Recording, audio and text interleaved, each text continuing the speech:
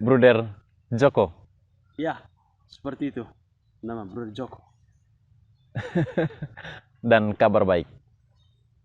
Ya, lumayan baik. Lumayan baik. Dan siap untuk ikrarkan kaul kekal 15 Agustus 2022? Tidak ada alasan untuk menjawab tidak. Siap. Harus siap. Ya, harus siap. Ya. Bruder Joko, selama di dalam biara hingga sekarang itu sudah berapa tahun? Sejak tahun berapa? Sejak tahun 2013. 2013. Ya, 2013. Itu berarti kurang lebih 8 tahun.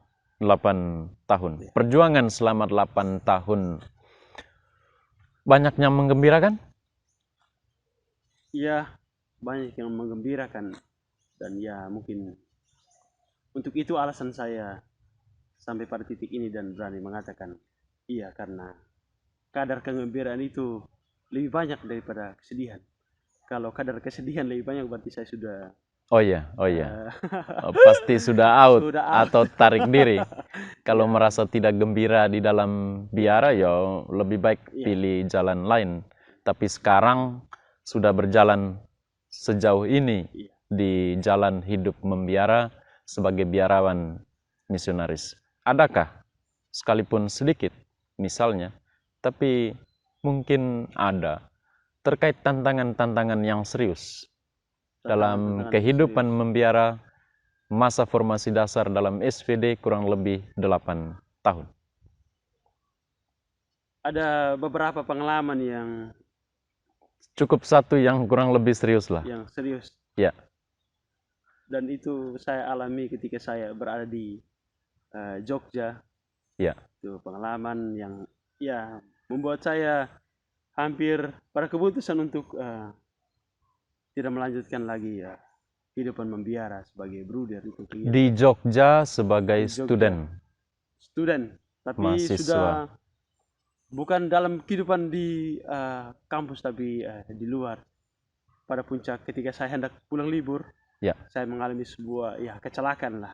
Dan itu kecelakaannya itu bisa dikategorikan dalam tindak pidana itu. Oh iya, iya. Waktu itu saya tabrak mobil. Tabrak mobil. Pakai mobil? Pakai mobil kita.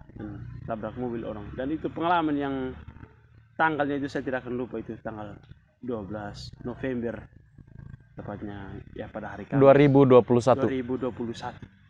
Setelah selesai studi? Saya menyelesaikan segala tugas saya, tanggung jawab saya sebagai seorang mahasiswa dengan mendapat gelar AMD, sudah selesai dan hendak pulang libur. Namun peristiwa itu terjadi, dan itu yang bisa meruntuhkan segala kegembiraan itu hanya satu hari itu. Bagaimana itu? Jadi ketika sekalipun engkau bilang pidana serius, tapi mesti ada tertawanya ya? Iya, itu memang tertawa saat ini, tapi ketika dulu itu kembali itu luar biasa sekali itu pengalaman itu. Iya. Jadi ketika kami selesai studi, kami dijanjikan oleh bruder prefect kami bahwa kalian berempat setelah selesai studi tepat pada waktunya kalian akan mendapat hadiah. Hadiahnya apa? Itu kursus mobil kami. Berempat. Oh iya. Jadi ketika teman 3 yang sudah selesai menyusul saya dan semuanya sudah menyelesaikan studi, kami mulai menagih janji itu ya, kado itu. Kado buruk. Ini sudah bagaimana ini? Kami sudah selesai latih mobil. Ya bruder menepati janji itu, dan dia mencari tempat kursus di sekitaran Jogja, dan dia mendaftar kami berempat. Saya, Bro Andi, Berdiri, dan Bro Ose. Satu angkatan ini? Satu angkatan. Itu kursus selama kurang lebih 1 minggu. Jadi terhitungnya jam, jadi normalnya hanya 5 hari. 5 hari. Ada hari tertentu yang kami pakai jamnya lebih. Oh iya. Jadi terhitungnya kurang lebih 5 hari. Dan itu pengalaman yang sangat, bagi saya itu luar biasa sekali. Jadi ketika hendak latih itu kami pagi-pagi sudah standby mandi. Ya berlaga seperti seorang supir itu sudah siap itu. Tapi tidak lupa doa juga kami. Karena ini baru, dan latihannya bukan seperti yang diceritakan oleh Bro Yuven dan teman lain, latihan di lapangan BB di tempat khusus. Ya, tempat khusus, bukan ya. latihan di tempat khusus maksudnya. Ini ya. langsung di tempat umum ini. Seperti di nyetir. jalan raya umum. Jadi andai itu kami sudah menyetir dan sudah tahu bahwa ini sudah pengalaman. Tapi ini buta. Jadi ketika mulai kami diperkenalkan segala ya rem, ini segala alat-alat di dalam berkakas di dalam yang penting. Ya. Ketika kami mulai hari pertama itu luar biasa, sangat orang buta ini. Orang buta. Pelatihnya duduk di mana? Pelatih di samping. Oke. Dia hanya tangannya standby di rem tangan terus. Jadi ketika kami gas kencang mati. Oke. Jadi itu pengalaman saya ketika itu kursus mau berandai dengan dari satu mobil, ada 2 mobil, mereka duluan dan saya dengan berose dari belakang, kami menyusul mereka. Jadi satu pengalaman ketika pertama kali itu diperkenalkan langsung, ya brother silakan di depan, langsung mulai. Jadi ketika kami mulai itu menarik bahwa ketika sampai di lampu merah itu ada teman yang bawa lampu merah tidak berhenti, gas terus. Oke. Gas terus. Ini stopan ini. Iya. Gas terus di traffic light itu gas terus. Tapi karena orang di kota kalau seandainya ada mobil yang tulis latihan dan lampunya dinyalakan itu orang sudah tahu. Oke. Lampu kedip-kedip. Oke. Kalau sudah nyala itu berarti mereka tahu itu sedang latihan. Jadi mereka paham. Mereka paham benar itu sedang latihan. Dan pengalaman kami berlatih sekitar 1 minggu semuanya sudah tahu karena ada tahap ini latihan dan juga ada tahap-tahapnya. Pemantapan. Ini hari versi 1, besok 2, 3 dan 4 naik per hari. Karena satu hari itu tidak sampai ke 4 langsung. Jadi latih ketika hari terakhir itu kami memang ditugaskan untuk tanpa perintah. Jadi jalan saja. Pelatihnya tidak ada? Pelatihnya ada, tapi dia hanya standby di rem tangan tanpa komando dia. Gas saja. Jadi ya walaupun sudah 5 hari memang sulit untuk mengerti. Jadi 1 minggu setelah latihan kami mencari waktu Brother Vian, driver kami, dia bilang kalau seandainya kalian sudah latih, kita ini gunakan mobil kita ini untuk pemantapan. Di sini letaknya. Letak kasusnya. Itu tawaran tapi petaka itu. Jadi ketika tahun dan kami awalnya itu memang baik sekali Brother Ose dan Derry dan Ose itu mereka memang latihan pakai mobil itu dan aman pada malam hari. Ketika pada tanggal 12 itu datanglah peristiwa itu. Jadi ketika saya bersama kami di dalam mobil itu saya, Brother Vian, Bro Andi, dan 3 brother yang baru pergi studi, Bro Eman, Freddy dan Kristo. Jadi kami itu laki-laki semua dalam mobil itu. Jadi awalnya Bro Andi yang dikomadakan untuk menyetir. Tapi Bro Andi mungkin 1-2 kendala ketika dia masukkan persnelan semua kopling, mobil tidak jalan. Lalu? Tapi Bro Vian bilang, mungkin muat lain kali dulu. Oke, diganti. Sekarang Joko. Ketika saya mulai skala komando itu lancar jalan. Jalan lancar. Lancar malam itu, Pak. Dan perjalanan itu sekitar sudah cukup jauh perjalanan. Tibalah di lampu merah lagi ini. Di traffic light. Ada sudah mendekat dan ada satu mobil yang berhenti di depan. Berhenti di depan dan waktu itu ada dalam mobil mereka bilang rem pelan, rem. Tapi waktu saya entah kenapa kalang kabut. Saya injak gas terus. Bukan injak rem. Tidak ada rem tangan seperti saat pelatihan itu kan? Itu saya kalang kabut dalam itu. Tidak terpikir semua ini.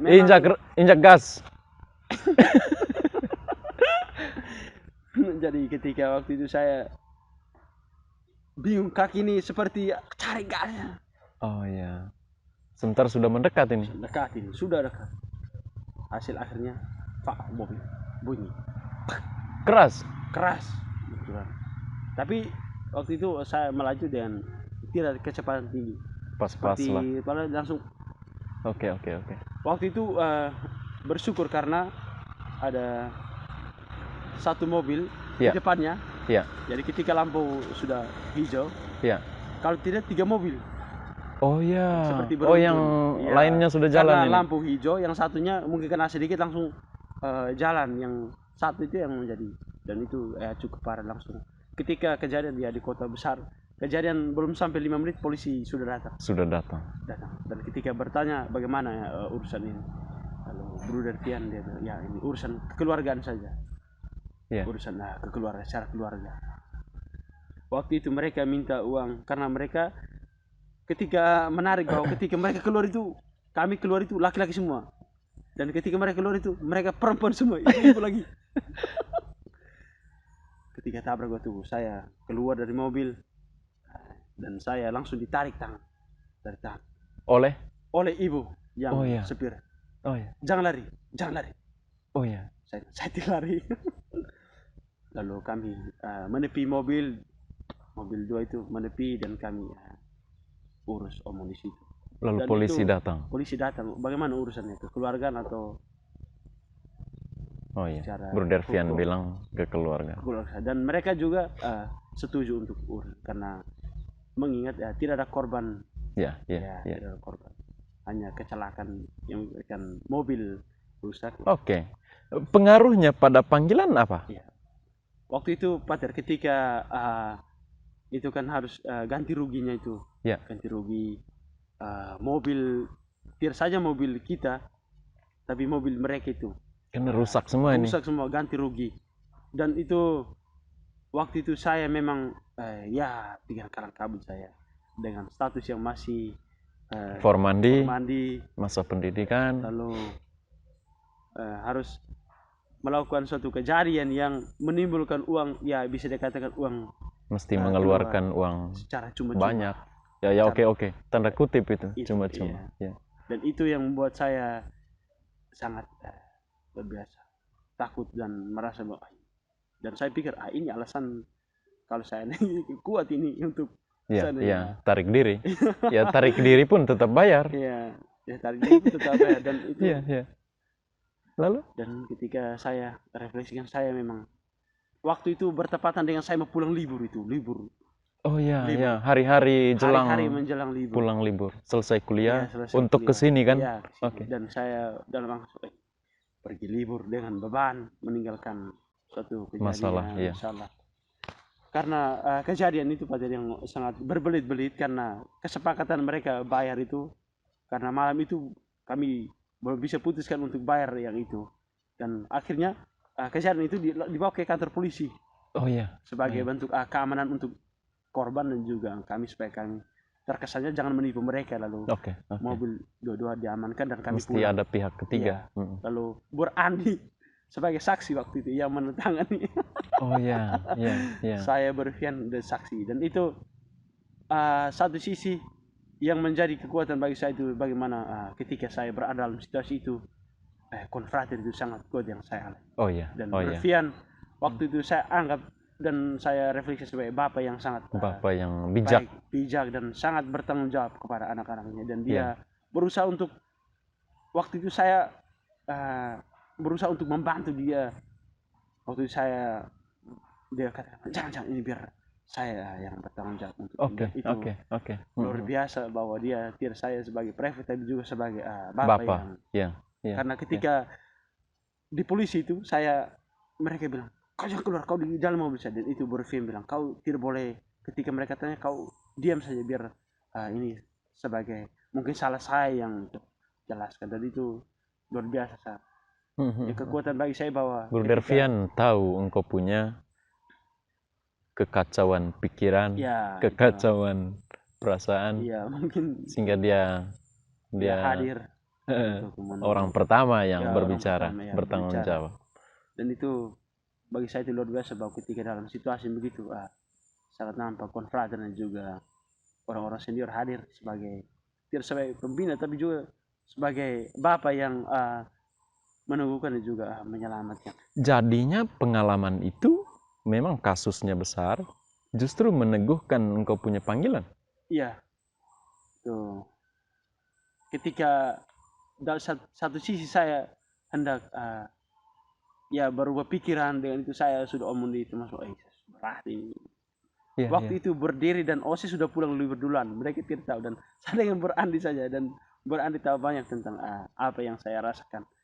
Tapi ketika saya pulang, saya pamit di komunitas Jogja, saya katakan di Romo Prefect bahwa saya ketika datang di sini dengan bahagia, lalu ketika sudah menyelesaikan studi, saya sedang berada di puncak kegembiraan, kebahagiaan. Tapi ketika di puncak itu, daun-daun yang mekar seperti dipangkas, jatuh. Langsung potong nih. Langsung potong. Romo Geras, rektor kami bilang, kau datang dari timur ke sini dengan bahagia, pulang wajib bahagia. Oh ya. Kalau kau tidak bahagia, saya tahan kau di sini, kau tidak pulang libur. Sampai bahagia dulu baru pulang. Dengan pertimbangan seperti itu saya pulang, dan ya mulai dikuatkan dengan di satu sisi pengalaman itu menantang dan juga meneguhkan dengan kehadiran konfrater yang tidak saja kita jatuh, mereka yang buat kita tanpa down tapi membangkitkan kita. Oke, Bruder Joko. Pengalaman yang kasusnya besar, engkau sharing juga mendalam dan maknanya juga sangat mendalam. Oke. Kalau kekal sudah di depan mata. Motonya apa? Motonya, apakah kamu tidak mau pergi juga? Mungkin singkat saja menjelaskan moto itu. Moto, apakah kamu tidak mau pergi juga, ini ya saya refleksikan sebagai sebuah pertanyaan retoris. Ya. Ya, dan itu Tuhan terus bertanya kepada saya ketika saya dalam perjalanan waktu memutuskan untuk maju, dan juga mungkin di hari-hari yang akan datang Tuhan terus bertanya, apakah kamu tidak mau pergi juga? Kemana? Pertanyaannya. Ya, sekarang soal dinamika hidup dengan tantangan zaman yang begitu menjanjikan segala kenikmatannya, orang-orang sudah dengan profesi yang menjanjikan, orang muda sudah ya bisa miliarder, orang muda. Lalu yang lain pilihan hidup berkeluarga sudah jadi, sudah ada anak, guru, sudah ada pekerjaan. Apakah kamu tidak mau pergi juga seperti mereka? Oke. Lalu dan juga ketika saya pergi kuliah, kami berempat diutus, dan dari 4 bruder saya sendiri yang bertahan sekarang. Tuhan juga. Teman-teman yang angkatan sekarang kau kekal sama-sama itu angkatan atas mereka ya, setahun di atas. Sementara yang tahun yang sama masih 3 orang yang terdiri. Pergi 4 orang, engkau bertahan, 3-nya memilih jalan lain. Oke, dan pertanyaan itu datang. Ya, apakah kamu tidak mau pergi juga? Dan ketika kami di Malang itu ada perkumpulan angkatan untuk kaul dengan frater-frater. Dan ketika saya bergabung dengan mereka, kami dibuat dalam satu grup WA. Ketika kami disatukan dalam grup, dan grup itu memang sudah buat grup WA itu memang hanya saya sendiri. Oh ya, teman-teman yang lain ya, mereka tidak maju. Tidak maju. Dan ya, pertanyaan lagi, apakah kamu tidak pergi juga? Oke. Juga pertanyaan yang paling saya pikir paling kontekstual ketika pengalaman tadi tabrak mobil, dan itu pengalaman. Itu Tuhan juga bertanya, ketika kamu dalam situasi itu, kenapa kamu tidak mau pergi? Dan engkau bertahan. Dan seperti yang Petrus katakan, kemana kami? Tuhan, kemana lagi kami pergi? Kami sudah serahkan segalanya, diri kami, tinggalkan harta benda, keluarga, dan lain-lain. Ya, padamu saja kami berharap. Itu jawaban Petrus terhadap pertanyaan Yesus. Bukan hanya pertanyaan reflektif saja, tapi Petrus jawab secara nyata. Dan Bruder Joko jawab secara nyata pertanyaan Petrus itu juga. dalam bentuk komitmen untuk kaul kekal selama-lamanya ini, Joko. Selama-lamanya. Dan siap untuk menjalani selama-lamanya. Misi di mana? Siap. Saya diutus untuk bermisi di Provinsi Jawa. Provinsi Jawa, macam kembali ke tempat studi lagi. Ke tempat studi. Ya, dengan profesi AMD, ahli media perpajakan. Ada yang engkau mau jelaskan sedikit tentang profesi itu dihubungkan dengan misi SVD, misi Yesus? Memang pada awalnya saya membingungkan orang bagaimana tentang keberadaan saya studi perpajakan, dan apalagi di tempat luar, kuliah di luar, bergabung dengan awam mereka. Dalam benak mereka frater, bruder, suster itu ya kuliahnya di seminari tinggi. Oke. Tapi ketika saya datang dengan identitas sebagai seorang bruder dengan kuliah perpajakan, mereka bertanya, bagaimana? Mereka heran-heran. Hubungannya di mana? Iya. Dan ketika saya mencoba menjelaskan bahwa di SVD itu misinya itu tidak hanya berkutat pada pengembangan iman, sakramental, tapi juga sudah mewabah lewat dengan profesi tertentu, dan ada percetakan, PT Ani, dan ketika semuanya ada, dan ya di negara Indonesia segala sesuatu yang berhubungan dengan pekerjaan tidak terlepas dengan unit-unit usaha, perusahaan-perusahaan.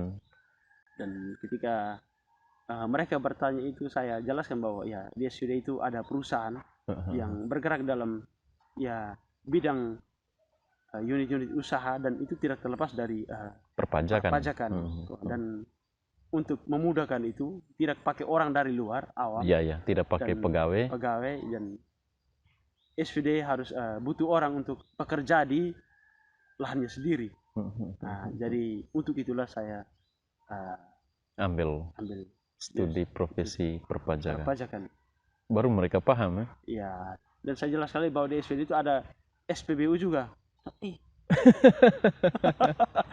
SVD punya SPBU, dan urus pajak, bantu pemerintah memajukan manusia dengan tanah segala macam, bangunan besar,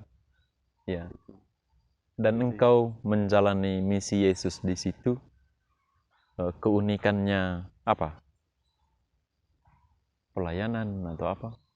Saya refleksikan soal misi SVD, lalu dengan profesi saya sebagai seorang ahli media itu. Betul.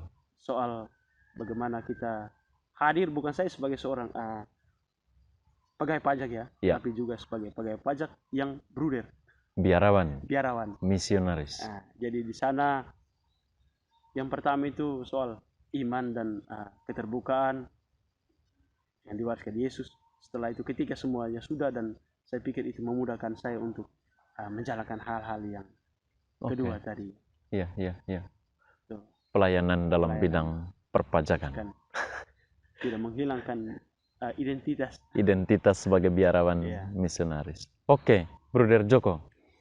Saya kira akan ada banyak pengalaman kalau duduk berbagi seperti ini, dan itu kaya. Terima kasih untuk sharing pengalaman, tentu berguna untuk saya, bukan hanya untuk Bruder Joko sendiri. Oh ya, sorry, nama panjang Laurentius Manehat, dipanggil Joko. Tentang nama Jokowi saya kira lain kali saja menjelaskannya.